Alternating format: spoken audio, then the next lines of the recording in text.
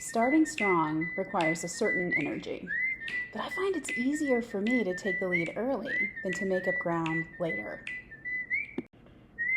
Welcome back to the 50/50 Project, where every week I talk through an item on a list made up of one thing I've learned for each year I've lived. This week, here we are in the work category again. Work is really on my brain the last few weeks, I guess, because we were just here last week, but here we are again with a simple little truth that won't take long to discuss, hopefully, but that has been really tricky for me to remember and to enact consistently, which is thing number 24, win the morning. Now, I don't remember if this is a phrase that I came up with by myself or if it's maybe something that I've ripped off from somebody on the internet, but for me, it's a really important directive. If I can just win the morning, it is so much more likely that I will feel in the final analysis that I have won the day. Now, this doesn't mean that I'm one of these people in the 5 a.m. club. I'm not up before the sun. I don't have a workout and a high protein breakfast and 2 hours of journaling and four key meetings under my belt before I even log on for work at 9 o'clock. If you do that, good for you. If that works for you, great. But I'd rather eat ground glass with a spoon than get up that early. So it's really not so much about when I get up in the morning for me, but when I get down to business. That is how quickly I can get myself to sit down and execute just a task or two to get started. I don't necessarily want to do that, but that's what works for me from a productivity standpoint. So, on an average day of working from home, I get up around 8, I make my bed, wash my face, brush my teeth, run a brush through my hair, throw some sweats on, and then I really try to sit down, turn on the computer, and just get started doing three simple things. So, first, I just make a list of my work tasks for the day. And I think later I will talk more about this sort of crazy checklisting system that I use most days to just keep myself on task and make sure I get most of the things I want to do done. And I'm kind of afraid that when I show you what that looks like, it will look sort of unhinged, but that's for a later conversation. For now, I'll just say that I make a work task list, and that's the first thing I do every morning. Then number two, I run through the 5 digest emails that I get every workday, which are two news ones. I get the Washington Post Daily 7 email and I get the Indianapolis Axios email. And there are three higher education emails. So that's the email digest from Inside Higher Ed, the Chronicle of Higher Education, and Higher Ed Dive. And about once a week, there's also a Higher Ed digest from the Hessinger Report. So I'll read that too some days. Altogether, this takes about 30 or 40 minutes by the time I read through all the newsletter items and click through and take a look at the most interesting articles that are listed there. And really, that's a lot of time out of an 8 hour workday. But this is the most effective way that I've found to really stay on top of the developments in my field, which is part of my work. So for me, there's no substitute for putting that time in on a day to day basis to just stay connected and current and updated. So that's step number two. And then, of course, I cross out the word email on the task list I made in step number one, which is super satisfying. And then number three, I just get some kind of a start on the biggest piece of work pie that's on my plate for that day. So this morning, for example, it was editing this big, long list of project examples that we'd gotten from teachers at one of our client schools. These were examples that were going to be used in copy for one of our print deliverables. So all of those examples needed to be condensed and punched up from the original submission language. So I just got them all copied from a Google submission doc into a Word doc, got them organized from lowest to highest grade levels, and did the actual editing work on the first two or three of them. And that was enough work to check that box and move on. And it was okay to take a break then, to get up and get some steps in. I made a quick cup of tea, I had a little breakfast. Some days I might use that break time to grab a shower and put on some clothes for a client call if I have one. Or maybe if the weather's great that day, I'll go outside and take a quick walk. And it's okay for me now to take a break because I've already got momentum built up and a trajectory set just by knocking out those first two or three steps. List, email, running start on the first task. I don't know why that works for me, but it does, like a kind of magic.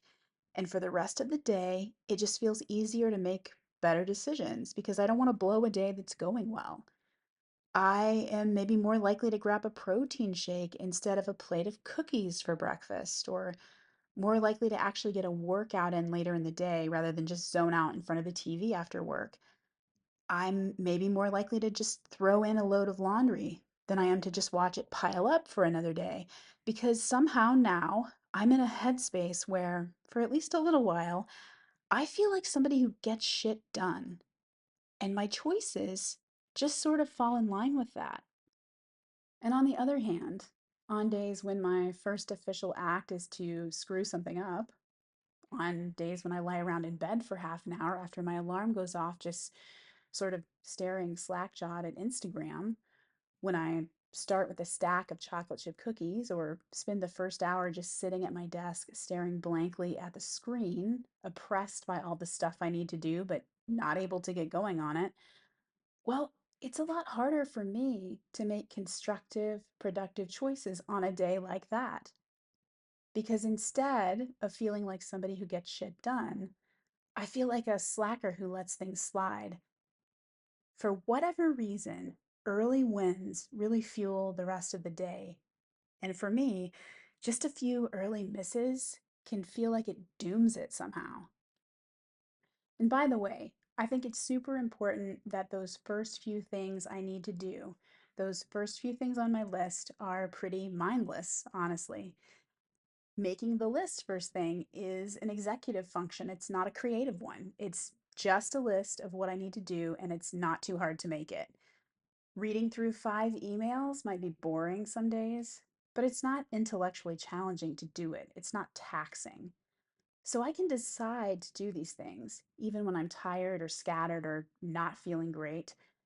I don't think I would ever want to put something like write a TV commercial script for the University of North Carolina, Chapel Hill as the first item on my daily list, because that involves a lot of creative juice, a lot of parts fitting together, a lot of thinking, a lot of doing, to the degree that I might not be able to make that happen.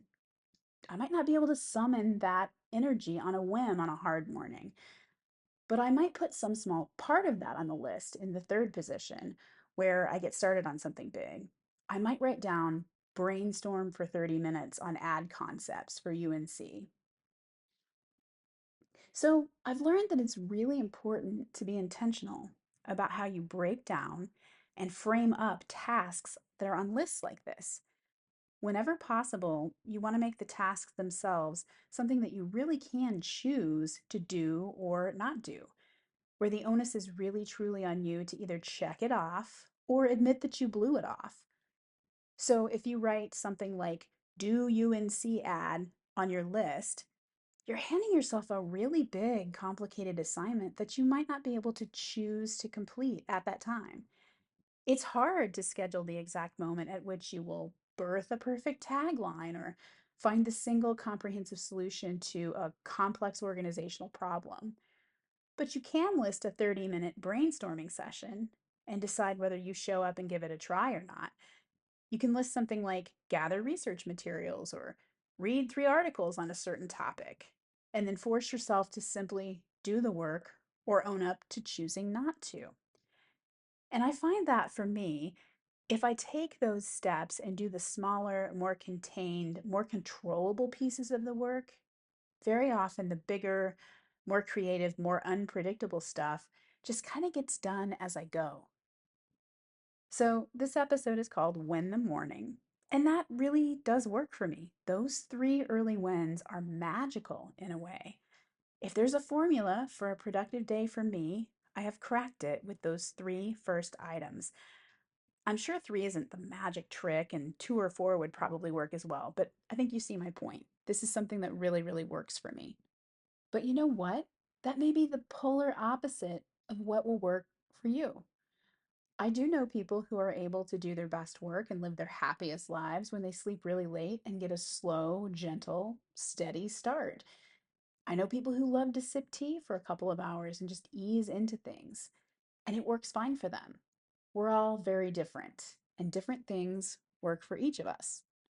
So maybe the title of this episode should really be more like Win the Morning, unless something completely different works better for you. So then do that instead. But that's really long and it looks messy on the title card, probably. The universal thing, though, here, I think, is to know what works for you, to really observe yourself, to check in on yourself, to find the patterns that tell you what works well and what hampers you from doing whatever it is you want to do. And then the other universal piece of advice that I'd give is that once you learn what works, you may have to commit to relearning that over and over and over again, to reminding yourself, to tracking yourself, to building some guardrails around the processes that make your work better and your days easier and your life happier. Because if you're anything like me, you will forget this lesson you learned over and over again. And if you're like me, you will stuff these insights into a closet on days that feel boring or grinding. And if you're like me, you will still find yourself getting grumpily and guiltily to the end of a day when I've accomplished very little and I've put myself in a position to tread water harder and faster the next day to make up ground. Even though I know how to avoid that mistake, even though I know these 3 steps are really magical for me, it's just in my nature sometimes to slack a little bit. And I have to try to make a choice at the beginning of the day to win it because that's what I know works for me. And some days I say to hell with that and I go back to bed for an extra half hour. And that's okay. It's not a moral failing to do that once in a while. But I know that I personally am significantly happier overall when I win the morning most of the time and thus the day. Okay, then. I think that's about enough of that for right now. So go win the day.